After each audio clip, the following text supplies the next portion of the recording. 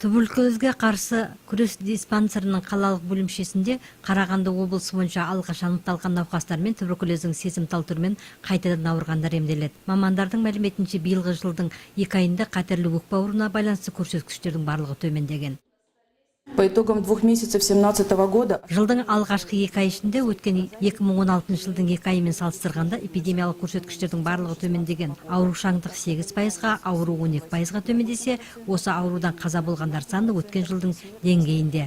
Тіркелгендердің 35%-ы жұмыс жасайтындар болса, 48%-і халықтың жұмыс жасамайтын бөлігі, 8%-і ВИЧ инфекциясын жұқтырғандар, ал 4%-і зейнеткерлер мен тұрақты мекен-жайы жоқтар.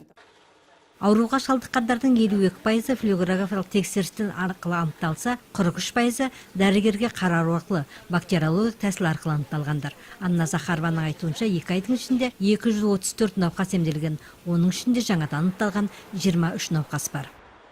Принимая во внимание, что туберкулез является социально значимым заболеванием, туберкулездің әлеуметтік маңызды ауру екенін мән беріліп, біз көптеген ведомстволар мен қызметтермен бірлесе жұмыс жасаймыз. Қаланың ішкі істер басқармасымен бірлесіп, емделуден қашып жүргендерді іздестіру рейдтен өткізіп тұрамыз. Биылғы жылдың 2 ай ішінде емделуден қашып жүрген 5 адамды болды. Оның 3-еуі мәжбүрлеп емделуге алынды. Қазір 4-еуі ем қабылдауда, 1-еуі тексерістен өту үстінде.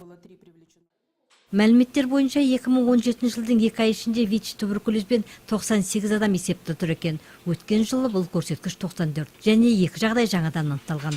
Қауіпті дерттің алдын алу мақсатында қалада ақпанның 24 мен наурыздың 24 аралығында айлық өткізілді. Оның аясында ашық есік күндері оқыту семинарлар өткізіліп, қала орталығында жылжымалы флюорографиялық жұмыс жасауда. Қалада туберкулезге қарсы диспансерда науқастарды емдеу мен диагностикалық тексерістен өткізуге дәрі-дәрмек пен жабдықтар жеткілікті. Облыстық денсаулық сақтау басқармасы қалалық филиалының басшысы Самат Кенжебаевтың айтуынша, биылғы жылы облыстық бюджеттен қажетті жабдықтар алуға қаржы бөлінген. Биыл алғашқы тоқсанда өкпе дертіне шалдыққандардың саны 18%-ға төмендепті. Алдағы уақытта да барлық көрсеткіштерді төмендету жоспарланып отыр.